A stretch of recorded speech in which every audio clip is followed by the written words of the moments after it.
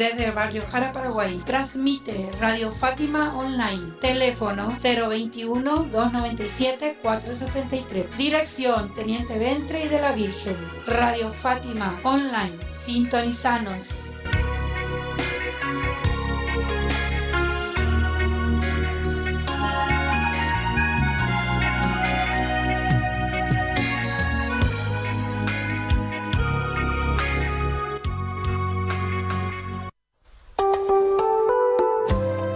Radio Fátima Online te informa los horarios de Secretaría Parroquial de lunes a sábados de 14:30 a 18:30. Comunícate con nosotros al 021-297-463 o al 0992-426-562. Radio Fátima, la radio católica. Mamita querida.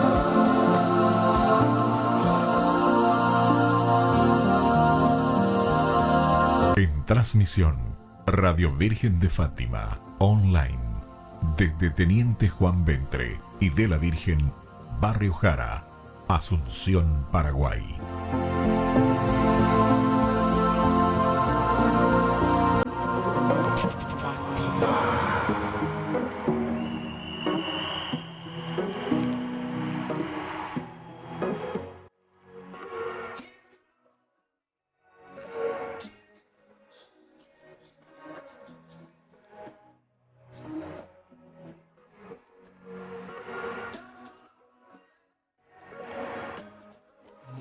Tardes a la audiencia. Hoy empezamos una vez más este programa Vía Voz, un programa muy, pero muy especial, porque tenemos el privilegio de tener a toda una eminencia con nosotros, al profesor Juan Marcelo Gulo.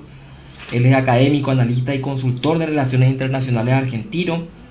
Es oriundo, tengo entendido, de la ciudad de Rosario, doctor en ciencias políticas por la Universidad del Salvador, magíster en Relaciones Internacionales por el Instituto Universitario Altos Estudios Internacionales de la Universidad de Ginebra, graduado en Estudios Internacionales de la Escuela Diplomática de Madrid y licenciado en Ciencias Políticas por la Universidad Nacional de Rosario. Ha escrito varios libros, acá tengo dos conmigo, entre ellos Argentina-Brasil, la gran oportunidad, del año 2005, Insubordinación fundante, breve historia de la construcción del poder de las naciones, del año 2008, Insubordinación y desarrollo, las claves del éxito y el fracaso de las naciones, del año 2012, La historia oculta, la lucha del pueblo argentino por su independencia del imperio inglés, conversaciones con Alberto Meltol Ferré, que él es un discípulo de este maestro uruguayo.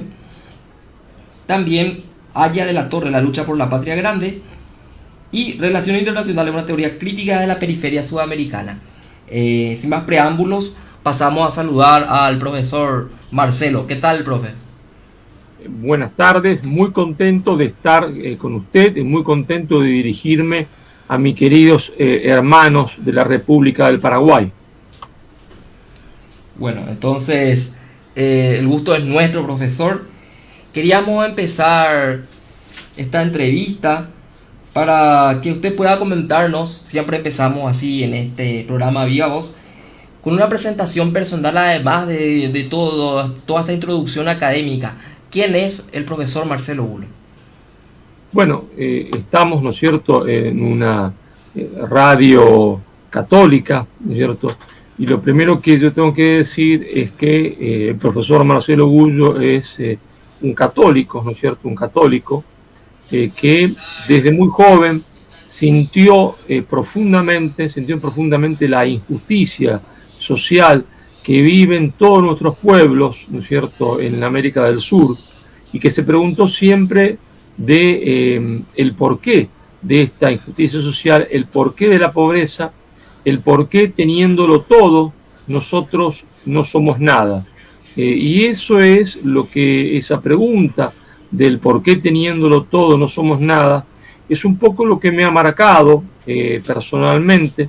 Y ahí comencé, y por eso comencé mis estudios de ciencia política que me llevaron después a España, a la Escuela Diplomática de Madrid, después a la Escuela Diplomática de Viena, después al Instituto de Altos Estudios Internacionales de Ginebra, pero sobre todo también que me llevaron a conocer y a buscar primero y conocer después a quienes fueron mis grandes maestros, como Alberto Metol Ferré, Elio Yaguaribe, en busca de estas respuestas que mortificaban mi alma, es decir, en busca de ver cuál era la solución, ¿no es cierto?, para la injusticia que viven otros pueblos.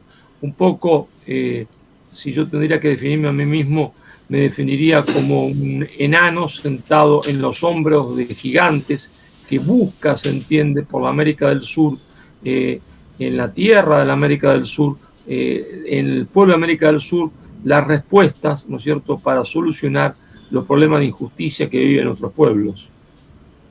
Ya, entiendo. Entonces, a usted le mueve estos principios y valores cristianos para desarrollar todo este trabajo, como el de este libro que tengo acá en mis manos, un libro realmente maravilloso, del que habla sobre la insubordinación fundante. Nos gustaría a mí y al público que usted nos pueda comentar un poco de qué trata esto de la insubordinación fundante, profesor.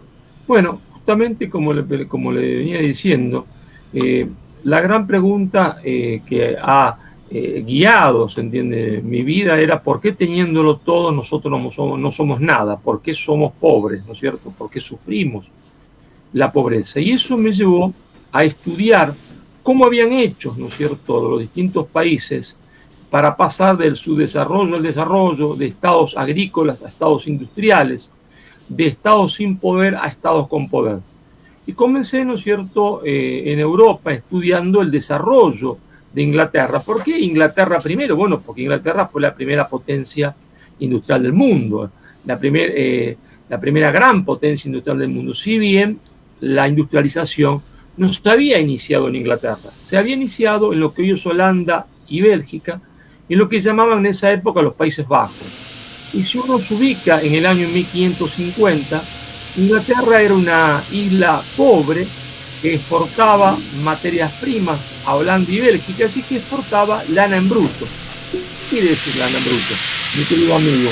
Quiere decir lana sin ni siquiera lavar, es decir, tal cual como se cortaba de la oveja, se la mandaban a holandeses y belgas. Y ahí los Países Bajos, los holandeses y los belgas, la convertían en productos industriales y la volvían a vender incluso los propios ingleses. Y entonces Inglaterra era, aunque nos parezca mentira hoy, una isla miserable y pobre. Entonces yo me pregunté, bueno, pero ¿cómo hizo esta isla miserable y pobre para convertirse en una potencia industrial? Y ahí comencé a estudiar el desarrollo industrial de Inglaterra, que es mucho antes de 1750. Ese desarrollo se da en 1550 a partir del gobierno de Isabel I de Inglaterra.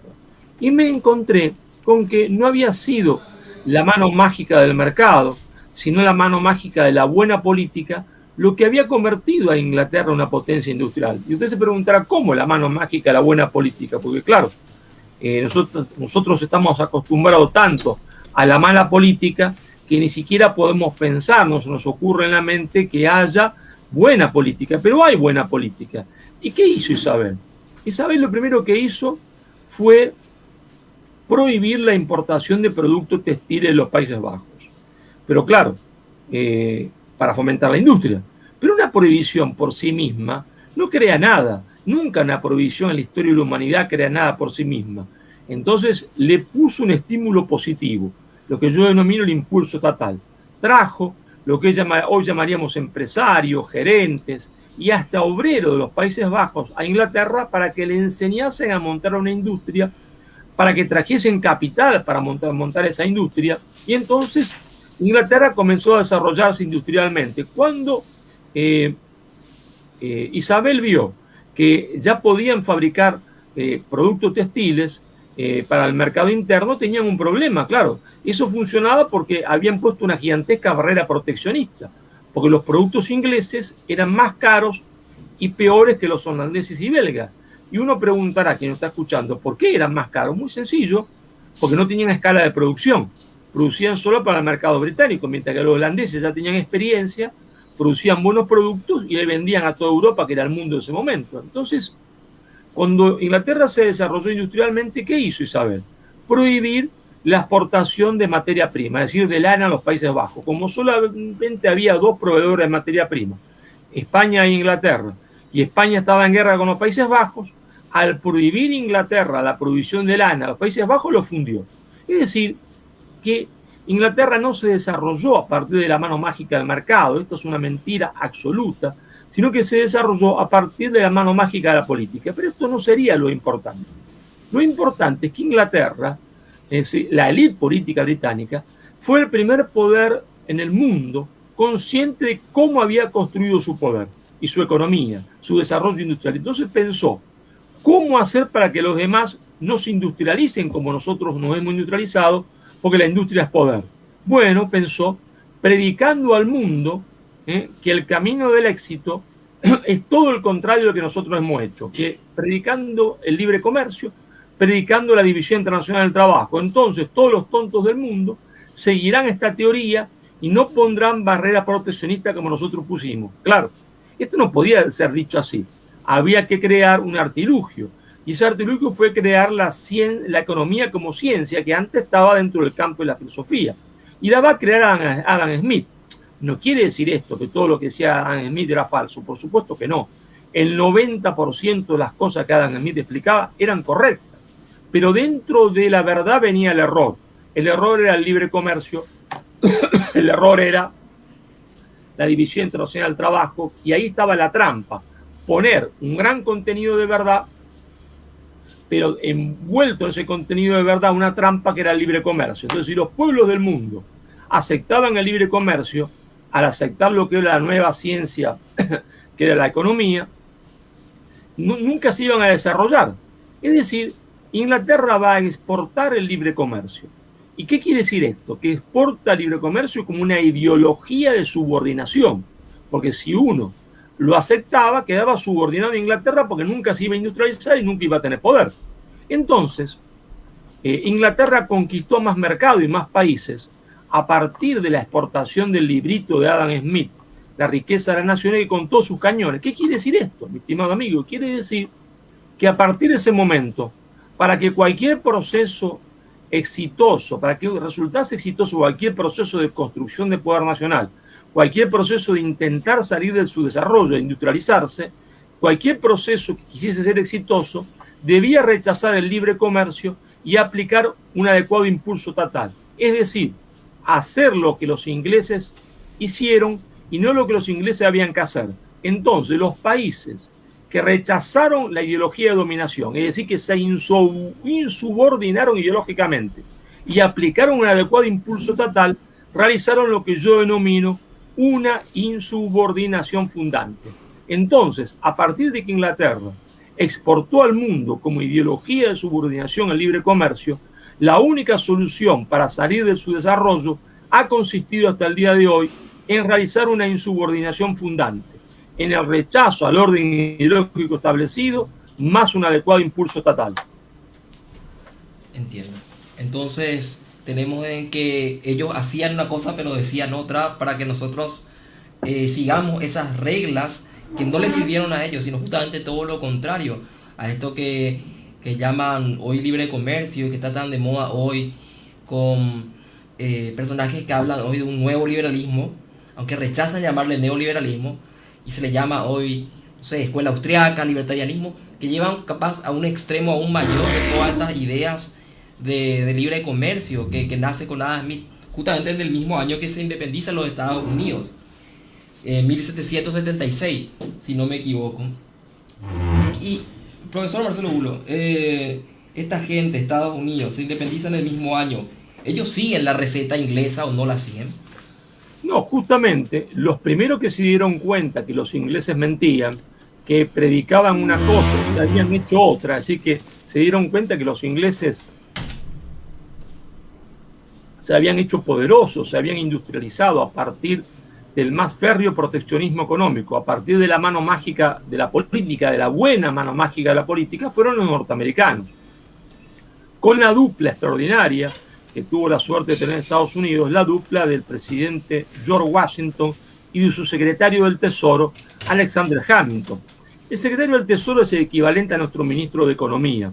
Entonces, ¿qué pasó? Cuando los Estados Unidos se hacen independientes, es el mismo año en que Adam Smith saca el libro, porque Los ingleses habían perdido una colonia, sí, habían perdido un mercado para sus materias primas. Entonces pensaron, si los norteamericanos aceptan lo que nosotros les decimos, el libre comercio, serán una colonia informal nuestra, es decir, se habrán independizado, ¿no es cierto?, inútilmente. Pero ahí surge la figura de Alexander Hamilton, el más grande economista de la historia de Estados Unidos, que le explica a George Washington, y George Washington tuvo la virtud de escucharlo: mire, jefe, si nosotros no ponemos barreras proteccionistas, jamás podremos industrializarnos, porque el ejemplo de Inglaterra nos indica esto. Y entonces es ahí que con la dupla Alexander Hamilton, George Washington, Estados Unidos se encamina, ¿no es cierto?, a realizar una insubordinación fundante, por supuesto no exenta de conflictos, porque mientras el norte entendía más la necesidad de industrializarse y de poner barreras proteccionistas, el sur, que exportaba materias primas, que primero exportaba tabaco y después va a exportar algodón, rechazaba esta idea proteccionista. Y entonces, finalmente, en un largo proceso de enfrentamiento entre el norte y el sur, esta disputa se termina, ¿no es cierto?, de zanjar con la guerra, ¿no es cierto?, con la guerra civil norteamericana, donde no es una guerra por la esclavitud, para que sean libres o no los esclavos africanos y negros que hay en Estados Unidos, sino que era una lucha entre proteccionismo económico y libre comercio.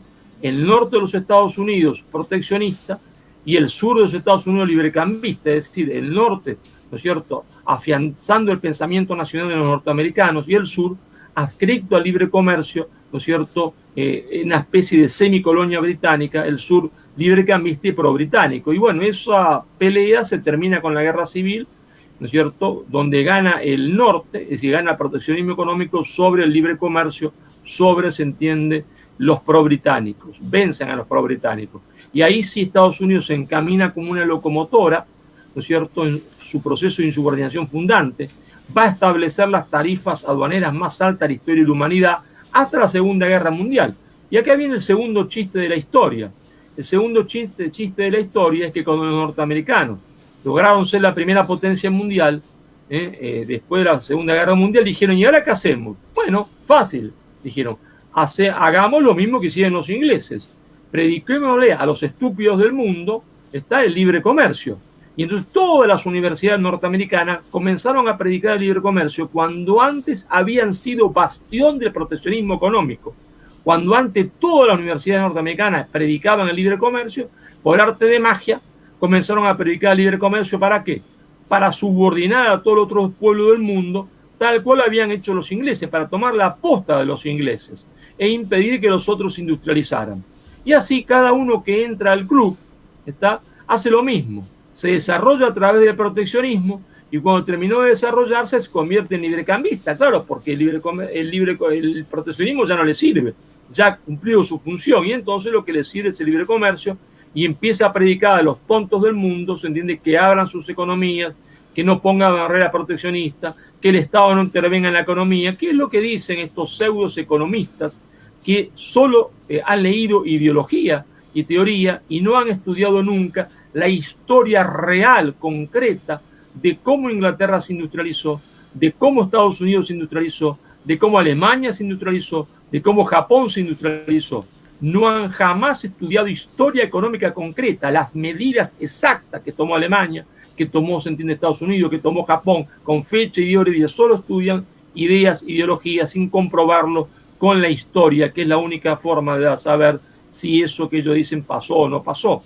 Y se darían cuenta que si van a estudiar la historia de Estados Unidos, de Alemania, de Japón y ahora de Corea del Sur, de Canadá, se darían cuenta de que jamás ningún país en el mundo llegó a ser un país desarrollado a partir del libre comercio. Usted citó el ejemplo de Alemania, un país que se unifica recién en ese mismo año que termina la guerra de secesión, o un poco después, mejor dicho, cuando termina la guerra contra la Triple Alianza, que fuimos partícipes tanto Paraguay, Argentina, y también nos acompañaron Brasil y Uruguay en este conflicto, yo lo diría fracticida, una lucha entre hermanos. Y en 1870 se unifica Alemania. Ellos tenían una unión aduanera, según leo en su libro, y que forma parte después con la instalación del Segundo Imperio Alemán de un proceso también de industrialización. ¿Es así, profesor? Claro, ustedes habían hecho citarnos centro Paraguay, porque Paraguay estaba llevando a cabo su propio proceso de insubordinación fundante, ¿no es cierto? Y como ese proceso de Paraguay era exitoso, le hicieron la guerra al Paraguay. Pero hay que aclarar, ¿no es cierto?, que la guerra no la hizo Argentina, ¿no es cierto? La guerra la hizo la oligarquía, se entiende, porteña, porque todas las provincias del interior se opusieron a la guerra del Paraguay, todas, sin excepción alguna. Hay un libro extraordinario que yo siempre recomiendo leer, de José María Rosa, ¿no es cierto? José María Rosa, que es La guerra del Paraguay y las montoneras argentinas, donde José María Rosa, con lujo y detalle, describe cómo el interior se subleva en armas para no ir a esa guerra, cómo llevaban a nuestros paisanos, a nuestros gauchos, encadenados al frente de batalla porque no querían ir. Es decir, la guerra fue una guerra de la oligarquía porteña, de la oligarquía, se entiende, brasileña, conducida estas dos oligarquías por Inglaterra para acabar con el proceso de insubordinación fundante que se había iniciado en el Paraguay, porque era un mal ejemplo, porque demostraba que ese era el camino para la industrialización y no se entiende el libre comercio. Pero volviendo a lo que usted me pregunta sobre el caso alemán, bueno, los alemanes son los segundos en la historia, después de los Estados Unidos, que se dan cuenta que los ingleses mienten. ¿Y por qué? La historia tiene sus recovecos, ¿no? Sus recovecos. Resulta que Alemania no existía. Alemania eran 33 estados distintos, divididos, peleados entre ellos, con sus monedas, con su cancillería, con sus ejércitos, más o menos como somos nosotros los hispanoamericanos, ¿no es cierto? Y ahí y casi todo eran reinos, pequeñitas ciudades libres, y ahí aparece un hombre, Federico List, que era liberal, un liberal absoluto, y también era un demócrata. Entonces él quería establecer repúblicas, quería que Alemania fuese una república, y lo echan por republicano.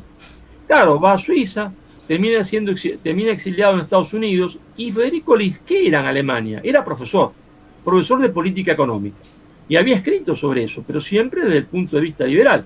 Y cuando llega a Estados Unidos, se da en la cara contra la pared, se pega una sorpresa bárbara, porque ve que los Estados Unidos están haciendo todo lo contrario de lo que él enseñaba en sus clases, y le va bárbaro, que crecen enormemente, que van como una locomotora creciendo. Entonces él dice, pero ¿cómo puede ser esto?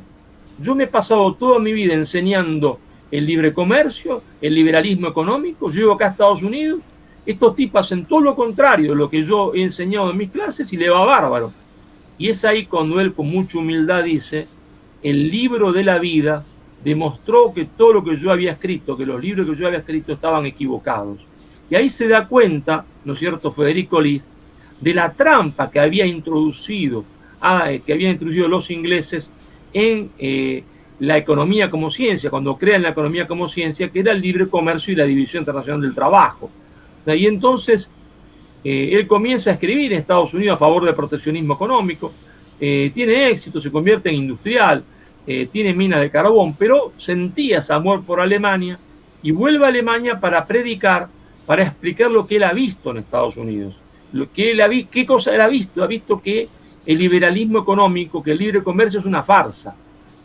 Que entonces va a predicar esto a Alemania, encuentra un pequeñito grupo de industriales, porque recordemos que Alemania no era un país industrializado en absoluto, eran 33 estados pobres y divididos, que vivían de exportar vacas, madera y trigo a Gran Bretaña, y eran el gran mercado de los productos textiles británicos.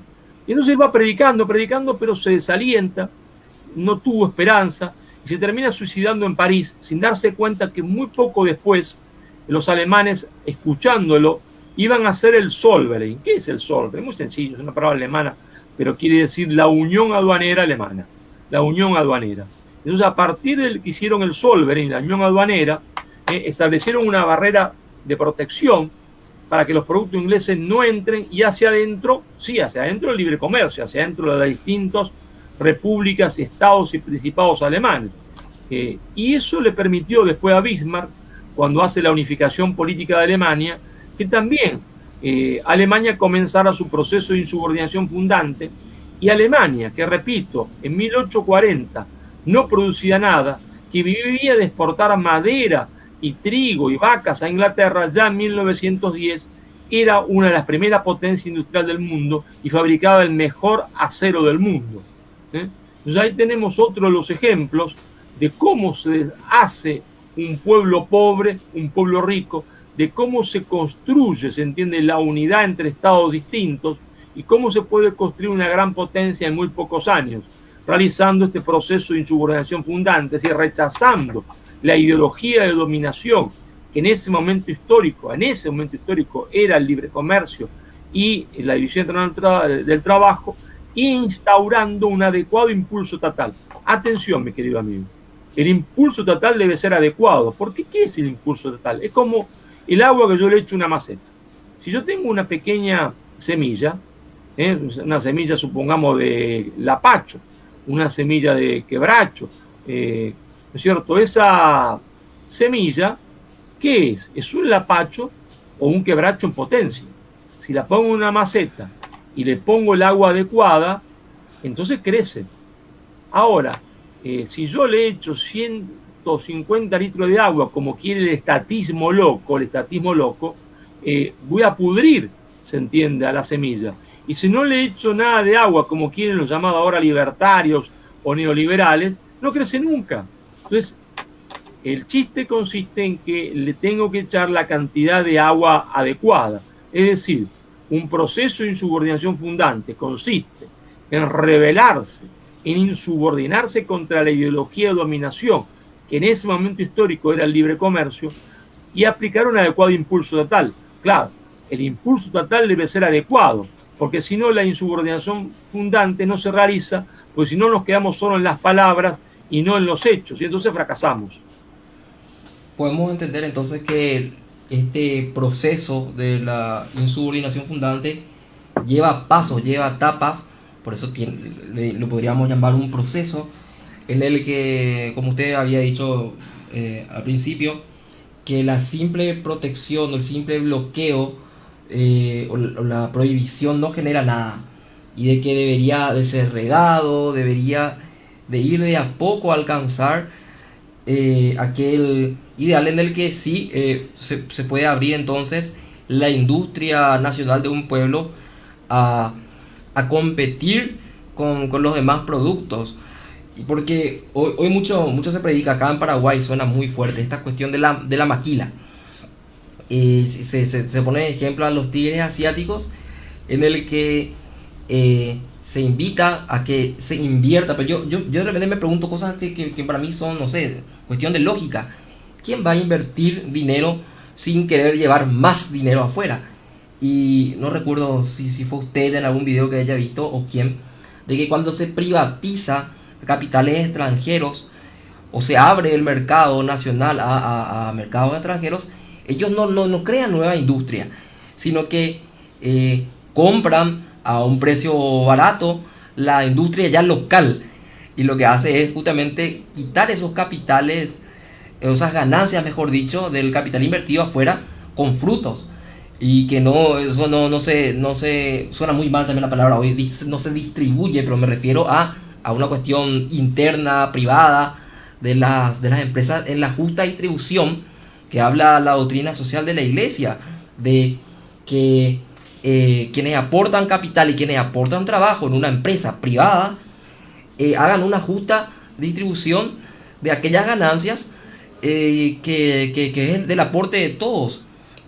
Y entre otras cosas que usted mencionó también, profesor, hablando de nuestro país, ¿verdad? Que veo que usted le tiene un gran aprecio a Paraguay, me hacía acordar del manifiesto de Felipe Varela, que realiza desde de una de las provincias, criticando esta actitud también que le perjudicó al resto de las provincias por esta oligarquía como dice el profesor Patricio Long, que le tuvimos también aquí, que esta oligarquía vivía del contrabando con Inglaterra.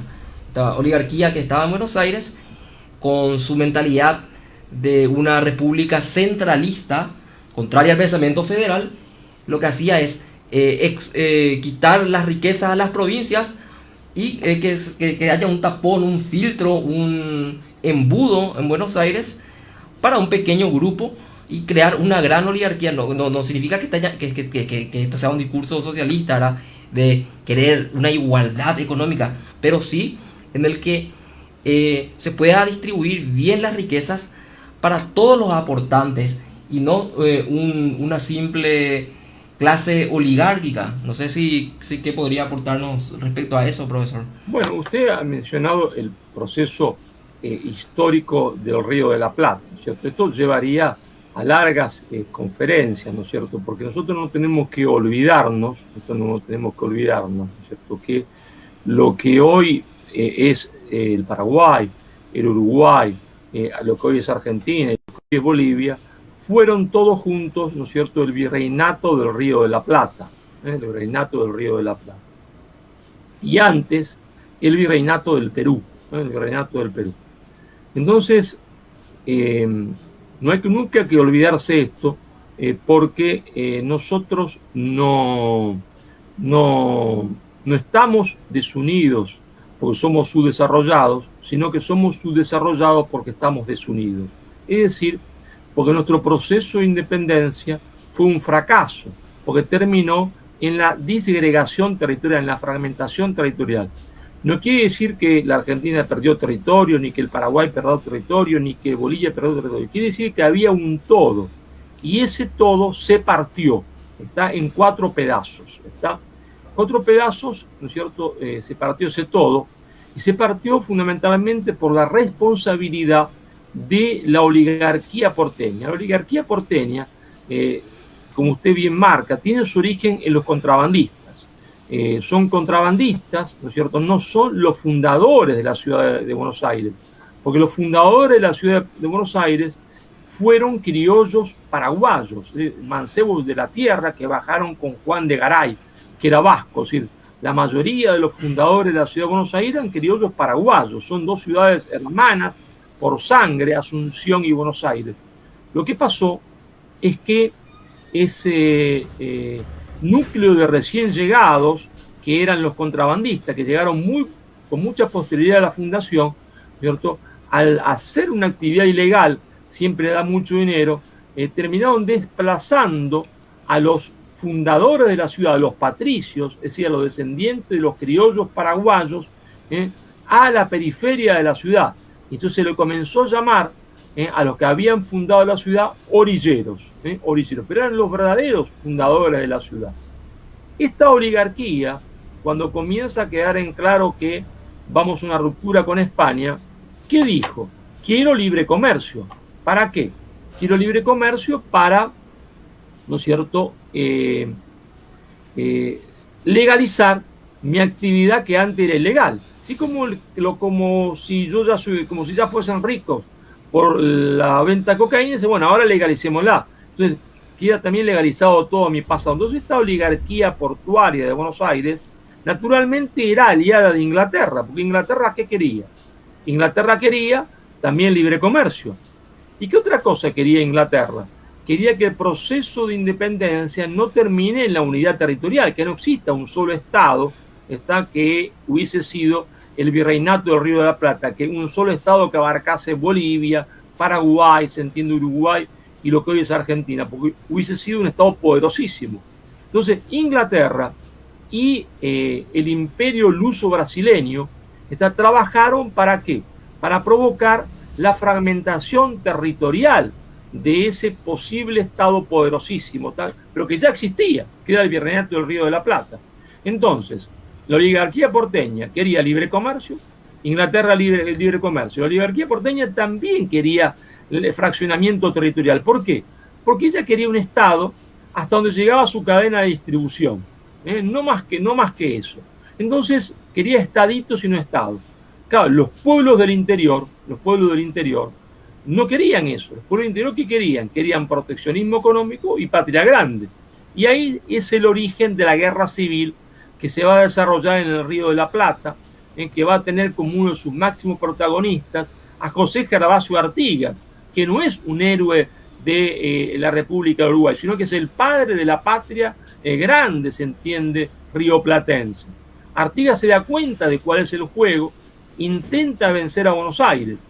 Por otro lado, coetáneo, se entiende, de Artigas, de José Carlos Artigas, está Gaspar Rodríguez de Francia, ¿no es cierto?, en Asunción.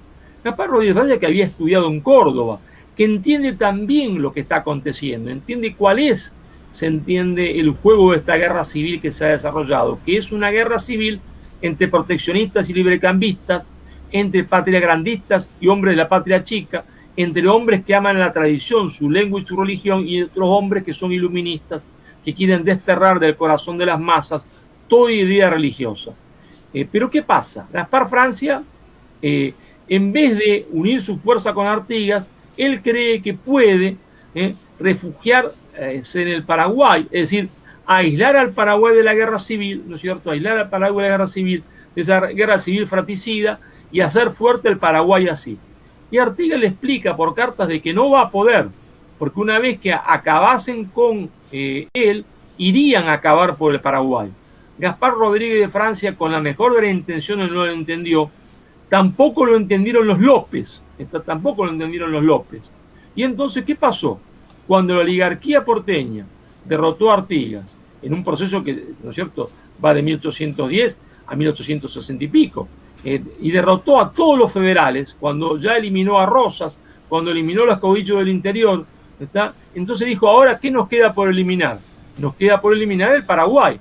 Y tal cual como Artigas había dicho, marcharon sobre el Paraguay. No marchó la Argentina, marchó la oligarquía porteña aliada de Gran Bretaña por órdenes de Gran Bretaña y destruyó el Paraguay en esa mal llamada guerra de la Triple Alianza, que debería ser llamada la guerra de la Triple Infamia, ¿está? Y destruyó al Paraguay. Entonces, nuestros pueblos quedaron divididos en 4 estados, ¿está? Y perdieron la memoria histórica, se entiende, de que eran un mismo pueblo, de que era una misma nación. Es decir, los paraguayos no saben que son una misma nación con los argentinos no saben que son una misma nación con los paraguayos, los uruguayos no saben que son una misma nación con los paraguayos y con los argentinos, y se creen, está, porque los paraguayos hablan un poquito distinto que los de que los argentinos, que los uruguayos hablan un poquito distinto que los otros, se creen que son naciones distintas. Pero es absolutamente ridículo, porque una nación es su lengua, es su religión. Uno pasa de una nación a otra cuando pasa de Francia a Alemania, ahí se da cuenta que hay una nación distinta. Cuando cruza el río Rin y no entiende un corno de lo que hablan allá, cuando tienen una cultura distinta, cuando tienen todo distinto. Nosotros nos separan los pequeñas, se entiende, las pequeñas costumbres. Hay menos diferencias entre un paraguayo, se entiende, y un correntino y un entrerriano, menos diferencia que la que hay entre un piamontés en el norte de Italia y un siciliano. Es decir, que somos una misma nación.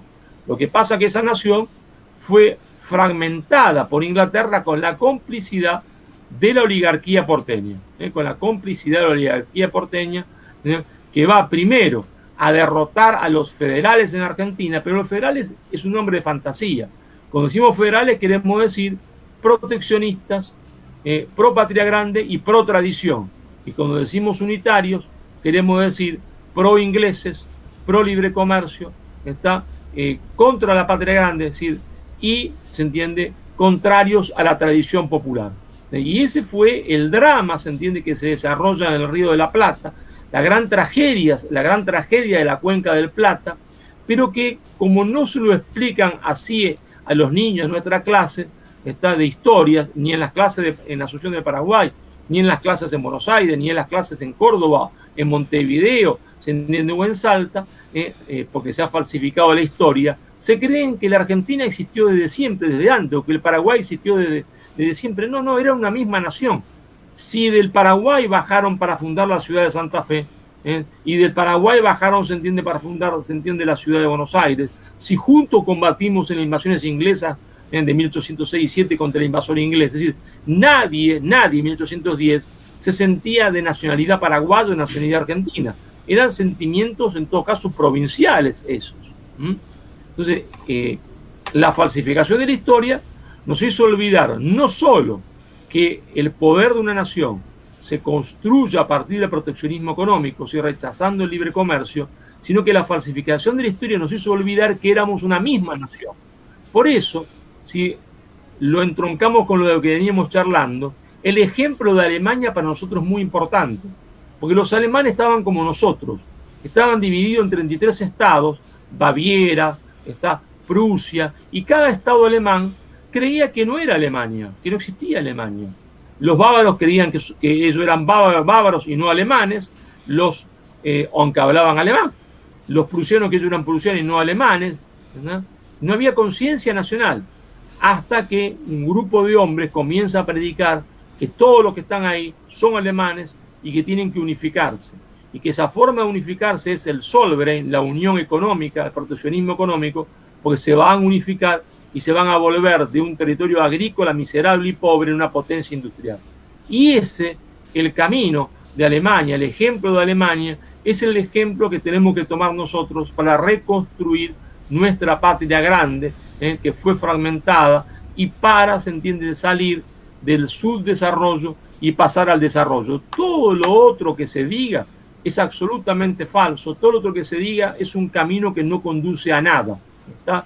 El único camino que nos conduciría a salir, se entiende, de la pobreza, a que exista justicia social para nuestro pueblo, donde cada uno, se entiende, con su trabajo pueda vivir dignamente, es realizar al mismo tiempo, como hizo Alemania, el rechazo a la ideología de subordinación que es el libre comercio y aplicar un adecuado impulso estatal al mismo tiempo que se realiza el proceso de integración. El ejemplo alemán es nuestro ejemplo. También recuerdo de la guerra que tuvieron Argentina y Brasil por la cuestión de la provincia oriental, lo llamada Uruguay, que realmente salió beneficiada porque no le convenía tener un río de la Plata que sea un río interno de Argentina o Río de la Plata como virreinato o nuevo estado. Separa a Uruguay del resto de lo que hoy conocemos como Argentina, para poder considerar al Río de la Plata, al Río Uruguay, al Río Paraná como ríos internacionales. Claro. Usted hace referencia a lo que hoy llamamos República Oriental del Uruguay. En ese momento era la banda oriental. Y justamente lo que aconteció es que esta oligarquía porteña, cuando Artigas la enfrenta,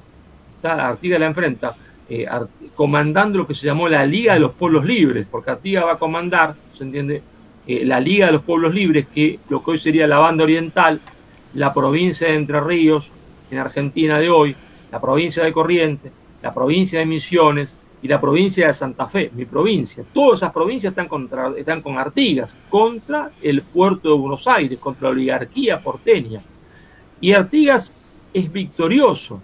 Cuando la oligarquía porteña se da cuenta que Artigas va a ser victorioso, ahí pacta con los portugueses, con lo que yo llamo el imperio luso brasileño, pacta con los portugueses, ¿no es cierto?, con la corte que está en Río de Janeiro, ¿no?, la cabeza de Artigas por la banda oriental, es decir, permite la invasión de la banda oriental con tal de que eliminen a Artigas. Entonces, ahí se produce la batalla de Tacuarembó, 1820. Artigas intenta detenerlos a los invasores luso-brasileños, pero no puede. Cruza Entre Ríos y su lugarteniente que era Pancho Ramírez, que él había encomendado que marchase sobre Buenos Aires para vencer a Buenos Aires, vence a Buenos Aires, obedece a Artigas, pero cuando lo vence, se estaciona en Pilar, a las afueras de Buenos Aires, y ahí lo visita Zarratea y lo convence de que traicione a Artigas, y entonces Pancho Ramírez marcha en contra de Artigas, que ya está en Entre Ríos, porque ha sido derrotado por los lusos brasileños en Tacuarembó, y lo combate a su propio jefe, es decir, Pancho Ramírez es el gran traidor de la historia argentina. Y ahí, ¿no es cierto?, el pobre de Artigas intenta resistir batalla con batalla buscando el norte, buscando cruzar el río Paraná por el norte, para llegar al Paraguay, para poder hablar con Gaspar Rodríguez de Francia, para ahora sí explicarle en persona qué es lo que va a pasar, que terminarán con el Paraguay. Y bueno, en cada pueblo que Artigas se reunía había una batalla, porque la gente estaba con Artigas, el pueblo estaba con Artigas. Cuando Artigas logra cruzar el río Paraná, y lo que más o menos hoy es Yacyretá, Pipé, más o menos por ahí, Artigas ya llega hecho un despojo, no parece un hombre, ni ropa tiene. Y en vez de ir a hablar con Rodríguez de Francia, lo ponen preso, en una especie de Siberia paraguaya, ¿no es cierto? Y bueno, ahí va a pasar muchos años Artigas, ¿no es cierto?, hasta que finalmente los López le dan una mejor condición y puede vivir en Asunción del Paraguay. Y cuando en el Uruguay, que ya se ha hecho independiente por la mano británica, porque después vino una guerra argentino-brasileña, ¿está? Por la banda oriental. Cuando lo visitan Artigas, cuando su hijo lo va a buscar para que vuelva, Artigas le dice: yo no puedo volver. No puedo volver porque si yo vuelvo a eso que ustedes llaman Estado, que en realidad es una gran estancia, ¿está? Yo sanciono y legitimo la fragmentación territorial. Y dice: hijo, yo ya no tengo patria. Por eso Artigas firma su testamento, está diciendo: yo, argentino oriental, es decir, de la provincia oriental, porque eso que ustedes han creado, se entiende, es un estado artificial creado por Gran Bretaña. Esa es la realidad, ¿está? Lo que pasa es que de uno y otro lado del Río de la Plata, de uno y otro lado del río Pilcomayo, hemos perdido la memoria histórica. No sabemos, se entiende, qué es lo que nos pasó. Entonces, cuando un hombre pierde la memoria, está perdido, porque no sabe a dónde tiene que ir. Si usted ahora saliendo de la radio se cae, se golpea la cabeza y pierde la memoria, ¿qué le pasaría? No sabría a dónde tiene que volver, no sabría dónde está su casa, no sabría a dónde ir, porque no sabe de dónde vino. Y si encima hay alguien al costado suyo que le cuenta una historia que no es cierta, que le dice un nombre suyo falso, que le inventa una historia, usted termina yendo a otra casa. Y eso es lo que nos pasó, mi querido amigo, a nosotros. Y nos pasó que de uno y otro lado del río Pilcomayo, de uno y otro lado del río Paraguay, de uno y otro lado del río de la Plata, perdimos nuestra memoria histórica y no olvidamos que éramos una sola nación, una sola nación, y que debía constituirse en un solo Estado poderosísimo, y que no lo fuimos por torpeza nuestra y por la intriga británica.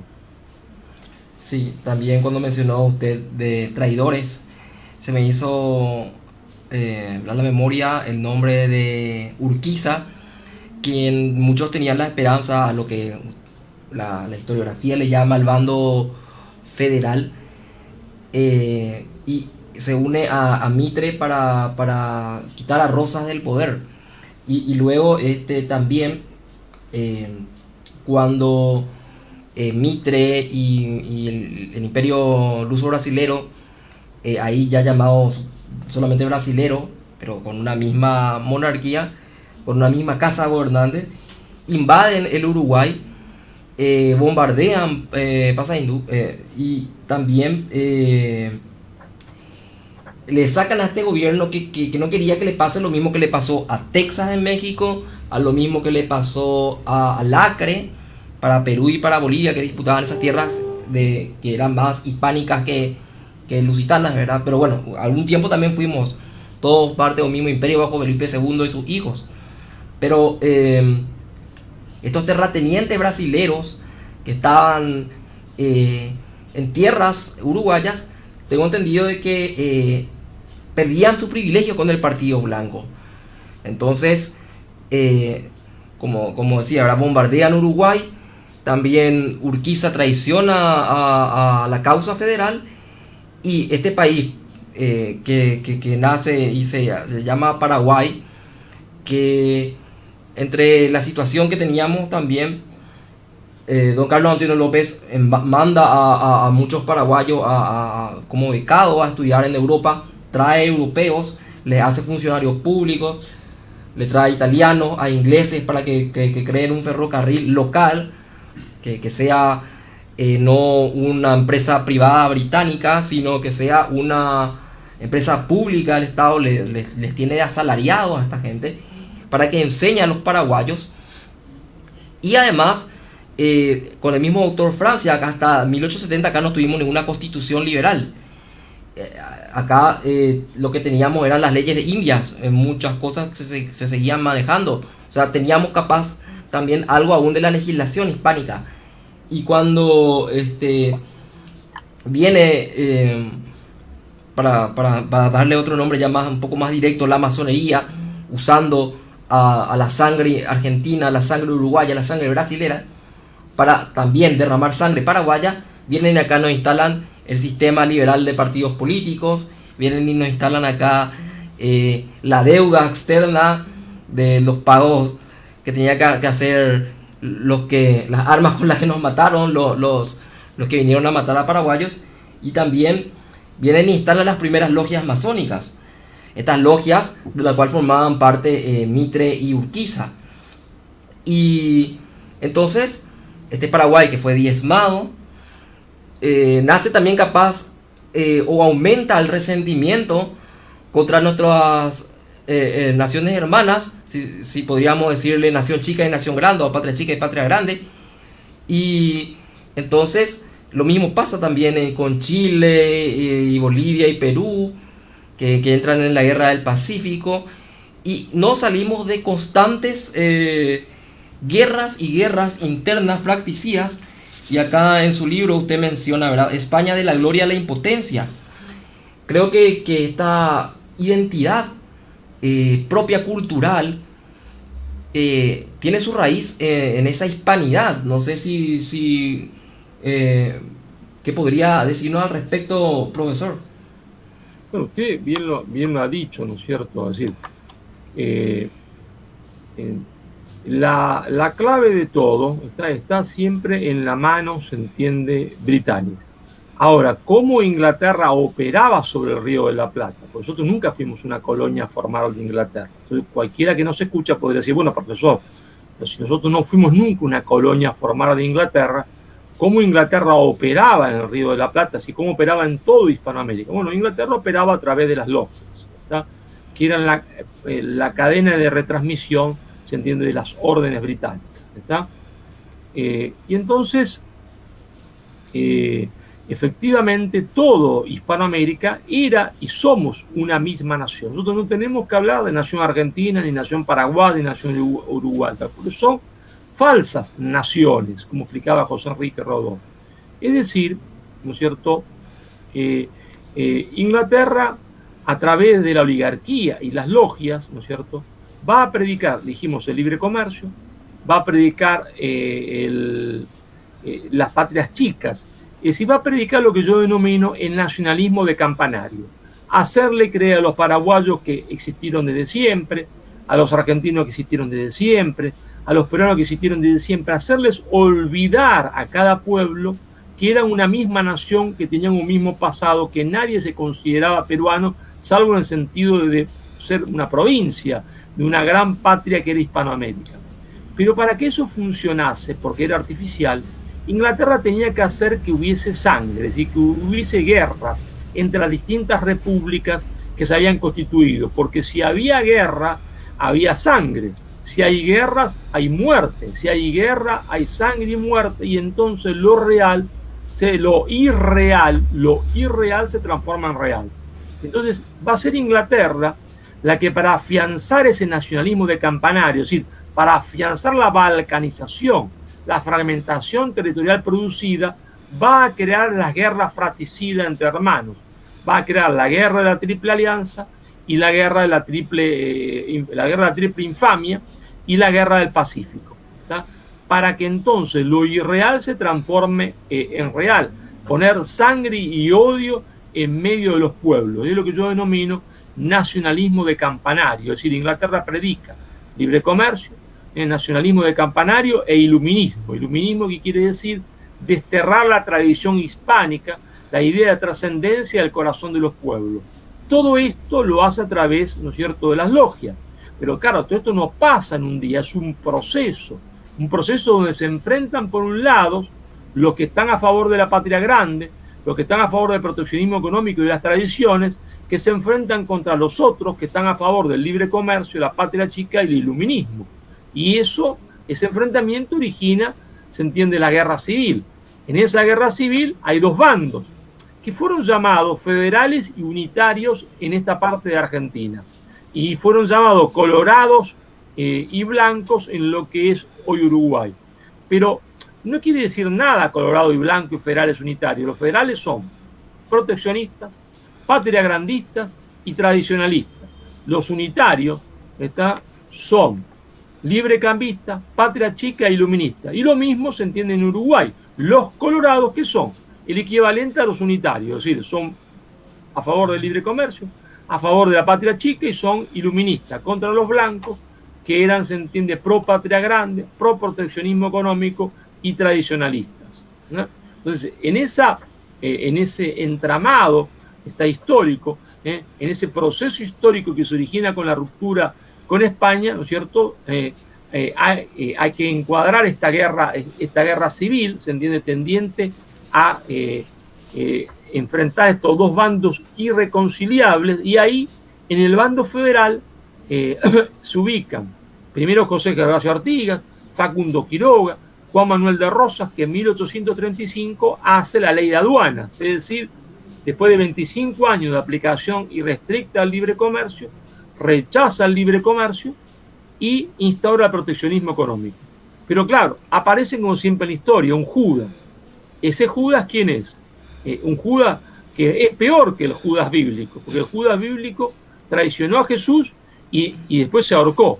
En cambio, este Judas es un traidor que traiciona una vez, dos veces, tres veces. Este Judas fue justo José de Urquiza, que era el gobernador de la provincia de Entre Ríos.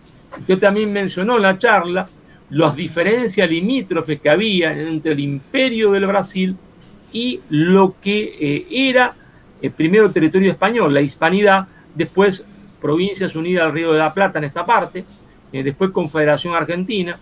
Y claro, esos conflictos, porque los lusoparlantes habían avanzado sobre nuestro territorio, originan este conflicto permanente que va a llevar a la guerra entre la Confederación Argentina conducida por Rosas contra el Imperio del Brasil. Y cuando esta guerra ya ha estallado, Urquiza, que era el jefe del ejército de vanguardia, es decir, el primero que tenía que luchar contra los brasileños, se pasa de bando, traiciona, pero traiciona por dinero, porque lo compran. Y en vez de marchar contra Río de Janeiro, marcha contra Buenos Aires. Y ahí se acaba el proceso de insubordinación fundante iniciado por Rosas. Pero no es la última vez que Urquiza va a traicionar, porque después ya hay dos estados en el Río de la Plata, en lo que hoy es Argentina. La Confederación Argentina con capital en Paraná y un estado que es estado de la provincia de Buenos Aires, prácticamente dos estados independientes. Y ahí, claro, pero la Confederación quiere incorporar a Buenos Aires, porque es la misma cosa, y entonces se produce la batalla de Pavón. Y en esa batalla de Pavón, Urquiza otra vez vuelve a traicionar. ¿Por qué? Porque pacta con Mitre, que es el jefe del bando unitario, traiciona al bando federal y se retira de Entre Ríos sin pelear, y entonces Mitre se impone y el unitarismo porteño vence definitivamente al interior. Pero claro, el interior no era lo que hoy hablamos del interior, Santa Fe, Chaco, Misiones. El interior también es Paraguay, porque no se olvide lo que dije al principio, lo que pensaba Artigas: cuando acabasen con esta partecita, iban a ir contra el Paraguay. Y entonces, con la excusa, se entiende, de el tema uruguayo, se las arreglan las logias para organizar la guerra de la Triple Alianza contra el Paraguay, para marchar contra el Paraguay. Y ahí de vuelta Urquiza vuelve a traicionar. ¿Por qué vuelve a traicionar? Porque él dice, no admito la guerra contra el Paraguay. Si hay guerra contra el Paraguay, que es una guerra fratricida, yo voy a estar con el Paraguay.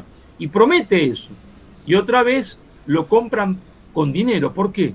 Porque le dicen, justo José de Urquiza, quédate tranquilo, que si hay guerra, toda la carne del ejército la vas a vender vos, todos los caballos los vas a vender vos y te vas a hacer más rico todavía que antes. Y otra vez Urquiza traiciona y se pone, se entiende, otra vez a las órdenes del bando unitario, y así se entiende, si no hubiese sido posible, se aniquila, se entiende, en una guerra que a mí me da dolor hasta el día de hoy, porque es una guerra genocida contra el pueblo paraguayo, una guerra que no tiene perdón de Dios, que realiza la oligarquía porteña, que elimina al pueblo paraguayo, y que deja a los brasileños que maten hasta el último hombre de 13 años en el Paraguay.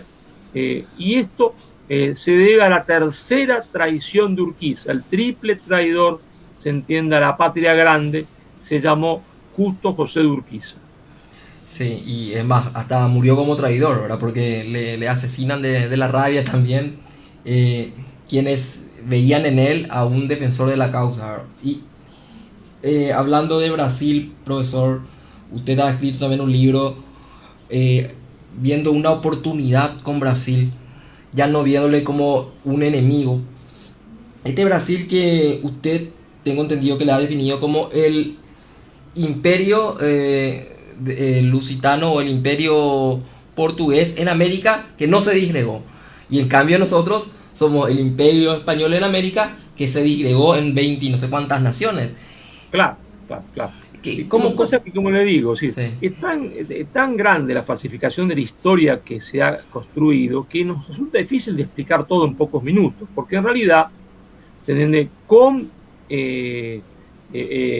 Portugal y España pasó cosas parecidas a las que pasaron con nosotros. Es decir, Portugal y España está también, es decir, lo que hoy llamamos España y lo que hoy llamamos Portugal, eran una misma nación.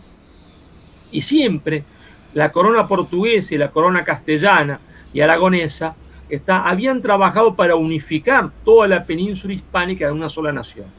Pero ahí recordemos siempre la mano de Gran Bretaña, porque finalmente ellos intentan hacer estas uniones para hacer la unidad hispánica de toda la península ibérica, de toda la península hispánica, a través de los matrimonios entre las casas reales.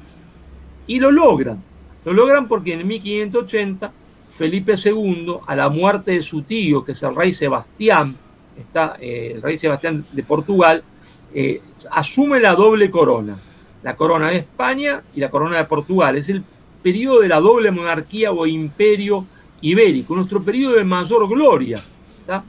Y ese periodo dura 60 años, ¿está? Donde no hay ningún problema entre lusoparlantes y castellanoparlantes, porque somos una misma nación, ¿está? Es un mismo pueblo con dos lenguas perfectamente comprensibles una y otra, pero ahí vino la mano oscura de Gran Bretaña, porque en el 1640 Gran Bretaña, a través de las logias, organiza lo que se llamó la sublevación del duque de Braganza, una sublevación para pedir la independencia de Portugal de España, para terminar con la doble monarquía, 1640. Esta independencia que quería el duque de Braganza, ¿era popular en el pueblo portugués? No, el pueblo portugués no quería esa independencia, la quería esa oligarquía masónica, se entiende, encabezada por el duque de Braganza. Pero lo logra. ¿Por qué? Porque España no puede hacer nada, porque le dice a Inglaterra, si haces algo contra el duque de Braganza, es la guerra contra Gran Bretaña. Y entonces en 1640 se produce la independencia de Portugal. Pero esta independencia, a partir de la Casa de Braganza, es una independencia que hace que Portugal sea independiente de España, pero al mismo tiempo dependiente de Gran Bretaña. Es decir, nace el poder portugués enfeudado a Gran Bretaña. Es decir, enfeudado a Gran Bretaña. Es decir, es Gran Bretaña la que manda en realidad en Portugal, no la Casa de Braganza. Y entonces, a partir de ese momento, la Casa de Braganza, es decir, la oligarquía portuguesa, empieza a construir una historia falsa, a decir que el enemigo no es Inglaterra, el enemigo es Castilla, los castellanos, los españoles, y empiezan a educar al pueblo portugués en el odio, se entiende, a todo lo hispano, cuando españoles eran todos, portugueses y castellanos, aragoneses y gallegos, todos eran hispanos, ¿tá? Porque era la península hispánica. Entonces ahí Portugal se transforma en un subimperio del imperio británico, y por lo tanto Brasil, colonia portuguesa, se transforma también cuando adquiere su independencia, en un subimperio del imperio británico. Es un subimperio. Por eso nosotros no tenemos ningún problema con el pueblo brasileño, como no tenemos ningún problema con el pueblo, se entiende, portugués. El problema es con la oligarquía brasileña. El problema es con la oligarquía, se entiende, portuguesa, con la oligarquía porteña en Argentina. Ahí está el problema, no con los pueblos, que son la misma cosa, que hablan la misma lengua, que le rezan al mismo Dios. No hay problema entre los pueblos. Pero claro, cuando Portugal se pasa de bando y el Brasil se pasa de bando, fácticamente comienzan a actuar como enemigos nuestros. Pero son enemigos nuestros no porque el pueblo brasileño o portugués sea enemigo nuestro, son enemigos nuestros porque están sirviendo sus élites de conducción, sus oligarquías, se entiende, la mano oculta, que es la mano oculta que viene de Londres. Están sirviendo al poder británico. No sé si soy claro con esto, porque quiero ser muy enfático en esto.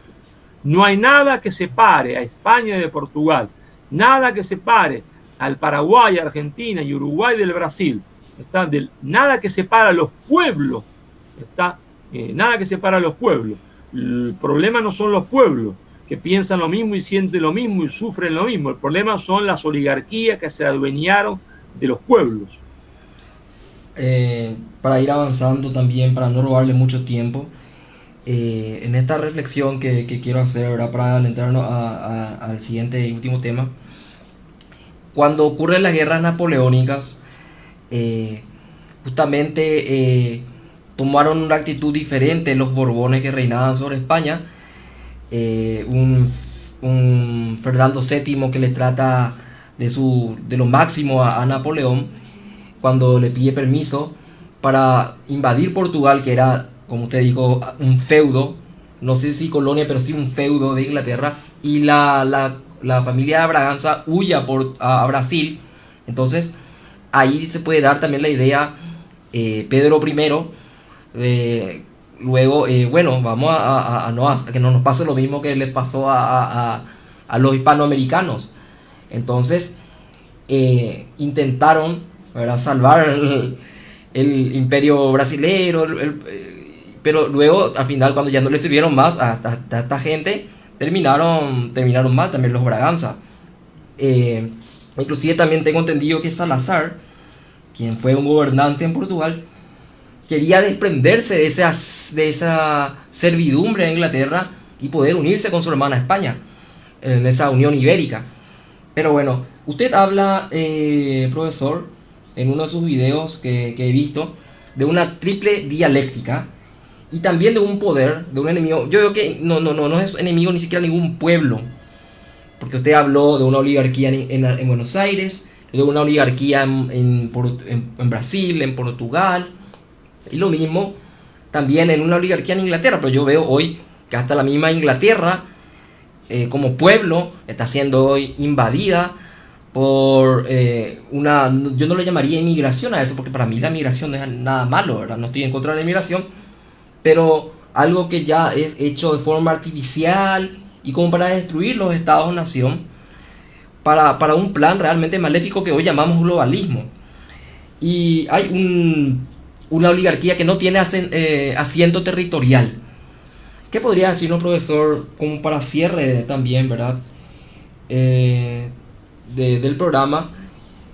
¿Cuál es esta triple dialéctica que debemos asumir? ¿Y de qué trata esta oligarquía que no tiene asiento territorial? Usted comenzó hablando, se entiende, de importante retomar ese tema antes de abordar la última pregunta. Sí. Usted comenzó hablando de Fernando VII. Y Fernando VII es el gran responsable de que nosotros hoy no seamos un solo estado en la América del Sur. Porque si Fernando VII se hubiese trasladado a gobernar desde Lima o desde México, como hizo la Casa de Braganza, nosotros no hubiésemos tenido guerra de emancipación sangrienta contra España, hubiese habido al final una independencia, pero hubiésemos mantenido la integridad territorial, es decir, seguramente, sin duda, existiría un estado gigantesco hoy de los hispanoparlantes que abarcaría toda la América del Sur, y otro gran estado gigantesco de los hispanoparlantes que abarcaría, se entiende, todo México y la América Central.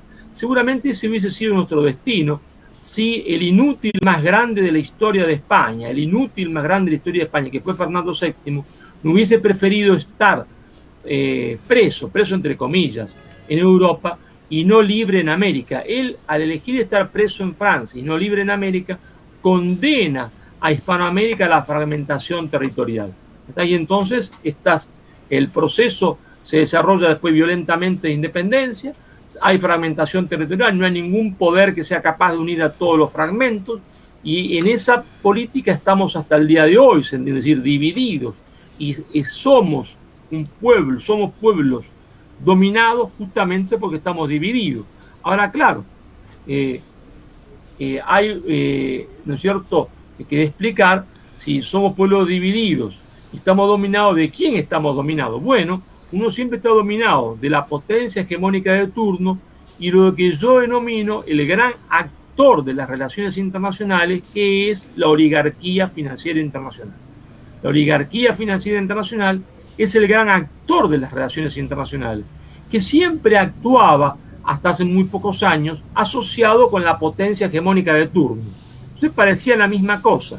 Primero actuó asociado con Inglaterra, después actuó la oligarquía asociada con los Estados Unidos, pero a partir de la caída del muro de Berlín, este capital financiero internacional adquiere tal autonomía que puede incluso imponer su voluntad a las grandes potencias y ya no necesita tanto la alianza con las grandes potencias como la necesitaba antes, porque controla todo el sistema económico, controla todo el sistema mediático y entonces se convierte en el gran actor de las relaciones internacionales, ¿está? Y este actor de las relaciones internacionales, ¿qué es lo que le conviene? Que no haya estados fuertes, que se debiliten los estados, porque a más débiles son los estados, más su capacidad de imponer, se entiende, sus decisiones. Y entonces este nuevo poder es el que ha inventado no la globalización, que es un proceso histórico, sino el globalismo, que hay que diferenciarlo de la globalización. La globalización es un proceso histórico, producto de los avances científico-tecnológicos, y el globalismo es la ideología de la oligarquía financiera internacional para utilizar el proceso de globalización a su entero beneficio. Repito, no confundir proceso de globalización con globalismo. El proceso de globalización es un proceso histórico que se produce debido a los avances tecnológicos que van haciendo que el mundo cada vez sea más chico, ¿está? Es decir, relativizando la categoría de espacio y tiempo. Y el globalismo es la ideología inventada por la oligarquía financiera internacional para utilizar el proceso de globalización a su entero beneficio. Y para eso cuentan, ¿está?, con los periódicos que son de su propiedad, con los canales de televisión, ¿está? ¿Y a través de qué se hace esto? La prédica de este globalismo, de esta ideología de subordinación, ¿está? Ideología de subordinación a través de las universidades financiadas por la oligarquía financiera internacional. Entonces volvemos al comienzo de esta charla. Lo fundamental es siempre la batalla cultural ideológica, porque ahora nosotros tenemos que insubordinarnos no contra el libre comercio. Ahora debemos insubordinarnos contra el globalismo, predicado por la oligarquía financiera mundial como nueva ideología de subordinación. Ahora, esa nueva ideología de subordinación, que es el globalismo, tiene dos caras. Es como una moneda, ¿no? Tiene dos caras. Por un lado, una de las caras es el neoliberalismo. Por otra de las caras es el progresismo. Por un lado, el neoliberalismo. Con el neoliberalismo destruyen materialmente a los pueblos porque le impiden su industrialización. Pero por otro lado de la moneda, en la otra cara, está el progresismo. Y con el progresismo, cuyo nudo principal es la ideología de género, que instaura el relativismo y la posverdad, destruyen espiritualmente a los pueblos. Quiero que esto quede muy en claro. El globalismo tiene dos ideologías de subordinación. Por un lado, el neoliberalismo y por otro lado, el progresismo. Son perfectamente funcionales unos a otras, porque ellos, cuando los pueblos se cansan del liberalismo, lo hacen pasar al progresismo. Cuando se cansan del progresismo, lo hacen pasar al liberalismo. Pero los pueblos nunca dejan de ser fideos que lo están cocinando en una olla, en una sartén. Por eso, hoy, realizar una insubordinación fundante implica al mismo tiempo rechazar, se entiende, tanto al neoliberalismo como al progresismo, es decir, rechazar el libre comercio y rechazar la ideología de género y rechazar el abortismo serial indiscriminado, sin rechazar el libre comercio, sin rechazar el abortismo serial indiscriminado, sin rechazar la ideología de género.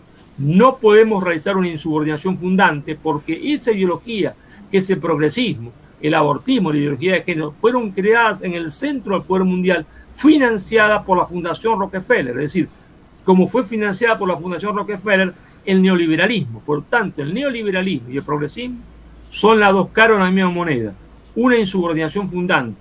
Es la única manera que nuestros pueblos puedan volver a ser libres y que reine la justicia social. Y para eso nuestros pueblos deben rechazar al mismo tiempo el neoliberalismo y el progresismo.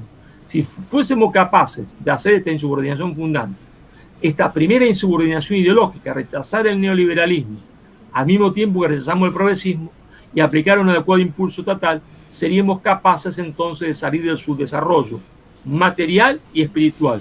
Y hoy, ¿qué es lo que vemos? Hoy lo que vemos, y lo pongo en el caso argentino para no ofender a nadie, vemos que la Argentina pasa de la sartén a la olla, de la olla a la sartén, porque pasa, se entiende, del neoliberalismo de Macri, está al progresismo, se entiende, del cristinismo, que es una ideología de subordinación, está con el agravante de que esa corriente llamada cristinismo se ha apoderado de lo que antiguamente fue un partido de liberación que era el peronismo. Se ha apoderado y entonces con las banderas de Perón y de Evita lo que hace es entregar a la Argentina la ideología progresista para su destrucción espiritual, como hacía Macri en el lado contrario, que nos entregaba materialmente a través del neoliberalismo para destruirnos materialmente. Por lo tanto, nuestros pueblos no tendrán camino de salvación hasta que comprendan que hay que rechazar al mismo tiempo el progresismo, el neoliberalismo y el progresismo.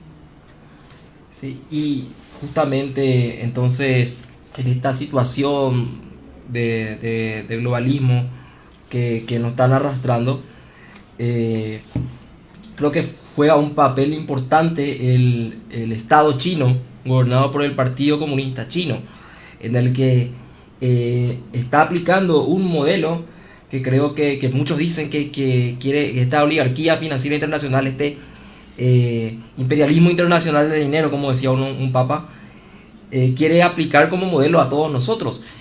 Me gustaría, profesor, última pregunta que le hago para no robarle más su tiempo en esta magistral enseñanza que nos da de forma catedrática, como todo un profesor como es, sobre las tres dialécticas que podemos tomar como actitud, por ejemplo, contra China, Estados Unidos, etcétera.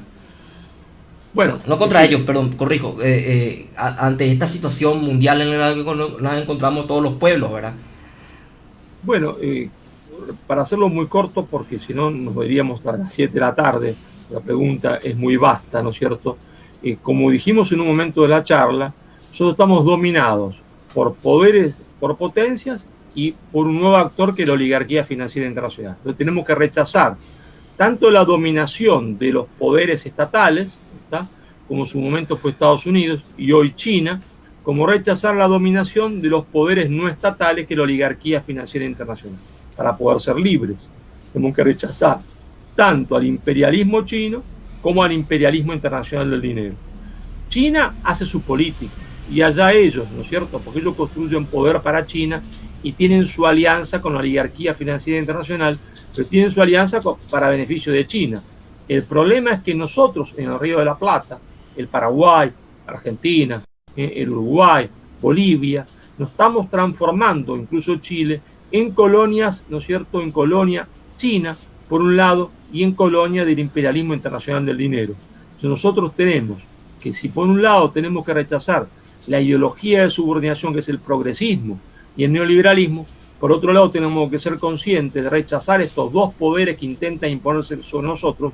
Uno es el poder estatal chino, que quiere comprar nuestros puertos y quiere convertirnos en su semicolonia, y otro el poder del imperialismo internacional del dinero. Ya, brillante. Entonces, así teníamos esta magistral enseñanza del profesor Marcelo Uy sobre la insubordinación fundante, que podamos realmente liberarnos de estar subordinados a estos poderes y tener una fe fundante que nos mueva a poder liberarnos como pueblo, una verdadera libertad que no pasa por dejar a las gallinas con el zorro, como pasa cuando se quiere aplicar esta política de subordinación como la de libre comercio de forma así tácita, en la que la industria nacional no puede progresar. Por ejemplo, hoy con China, hasta Estados Unidos que vuelve a hacer su pasado proteccionista, o intentó volver con el fenómeno de Donald Trump. Pero bueno, ya estamos cerrando, nos estamos quedando sin tiempo, pero realmente quería una vez más agradecer, profesor, por esta enseñanza con tanta paciencia, explicando detalle a detalle, para que podamos entender esto de esta teoría que usted elabora y la desarrolla en sus libros. Entonces, quería agradecerle y mandarle un fuerte abrazo, un saludo también a todos nuestros hermanos argentinos, a nuestros hermanos hispanos de Argentina, y también entonces desearle éxitos en su labor profesional como en su labor también de otras formas de ayudar a su pueblo, fomentando los principios y valores. Entonces, le deseo muchos éxitos también. Muchísimas gracias. No quisiera terminar esta entrevista tratando de que estamos en esta radio, Fátima, sin decir que el camino de la insubordinación fundante para nosotros los hispanoamericanos, para nosotros los hombres del Río de la Plata, para nosotros paraguayos, argentinos, uruguayos y bolivianos, pasa por reafirmarnos en nuestra fe fundante, porque sin valores propios caemos en el progresismo, que es la otra ideología de subordinación. Entonces, solo a partir de nuestra fe fundante, sin renegar nuestra fe fundante, podemos realizar el camino, se entiende, de nuestra propia insubordinación fundante. Muchísimas gracias. Gracias a usted. Entonces, muchas gracias a todos, queridos oyentes. Nos encontraremos el próximo miércoles a esta misma hora con el invitado Lucas Carena, el tan esperado Lucas Carena. Entonces, que tengan un buen resto